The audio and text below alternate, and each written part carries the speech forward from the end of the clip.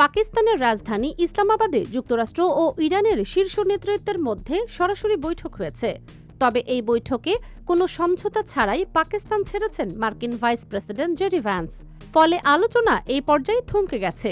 এর কারণ হিসেবে যুক্তরাষ্ট্রের উচ্চাভিলাষী চাওয়ার কথা উল্লেখ করা হয়েছে। রোববার ইরানের আধা সরকারি সংবাদ মাধ্যম তাসনিম নিউজের এক প্রতিবেদনে এই তথ্য জানানো হয়েছে। প্রতিবেদনে বলা হয়েছে, ইসলামাবাদে অনুষ্ঠিত ইরান ও যুক্তরাষ্ট্রের মধ্যে উচ্চ পর্যায়ের আলোচনা কোনো চুক্তি ছাড়াই শেষ হয়েছে। ইরানি সূত্রের দাবি, মার্কিন পক্ষের অতিরিক্ত ও অবাস্তব দাবির কারণেই সমঝোতা সম্ভব হয়নি। তাসনিম নিউজ আরও জানিয়েছে, প্রায় ২১ ঘণ্টাব্যাপী টানা আলোচনা ও পরামর্শের পর বৈঠক শেষ হয়েছে, কিন্তু দীর্ঘ বৈঠকে দুই পক্ষ কোনো অভিন্ন কাঠামোতে পৌঁছতে পারেনি। ইরানি প্রতিনিধি দল আলোচনায় ইরানের জাতীয় স্বার্থ ও অধিকার রক্ষায় দৃঢ় অবস্থান নেন।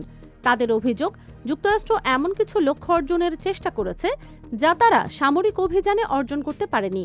এর মধ্যে অন্যতম হল হরমুজ প্রণালীর নিয়ন্ত্রণ এবং ইরান থেকে পারমাণবিক উপাদান সরিয়ে নেওয়ার বিষয়টি। তাসনিম নিউজ জানিয়েছে, যুক্তরাষ্ট্রের পক্ষ থেকে আগেই জানানো হয়েছিল তারা ইরানের কাছ থেকে পারমাণবিক অস্ত্র না তৈরির বিষয়ে দীর্ঘমেয়াদী ও স্পষ্ট প্রতিশ্রুতি চায়। এদিকে ইরানের পরমাণু ইস্যুতে কঠোর বার্তা দিয়েছেন মার্কিন ভাইস প্রেসিডেন্ট জেডি ভ্যান্স। তিনি বলেন, ইরানের কাছ থেকে তাদের পারমাণবিক কর্মসূচি নিয়ে স্পষ্ট ও ইতিবাচক অঙ্গীকার প্রয়োজন। সাংবাদিকদের প্রশ্নের জবাবে ভ্যান্স নির্দিষ্টভাবে কোন শর্ত ইরান প্রত্যাখ্যান করেছে তা জানাতে অস্বীকৃতি জানান। তবে তিনি বলেন, যুক্তরাষ্ট্রের মূল দাবি হল ইরান যেন কখনোই পারমাণবিক অস্ত্র তৈরির চেষ্টা না করে এবং সে সক্ষমতা অর্জনের পথেও না এগোয়। ভ্যান্স জানান, যুক্তরাষ্ট্রের প্রেসিডেন্ট ডোনাল্ড ট্রাম্পের প্রধান লক্ষ্যই হচ্ছে এই নিশ্চয়তা অর্জন করা। সে উদ্দেশ্যেই আলোচনায় অংশ নেওয়া হয়েছে।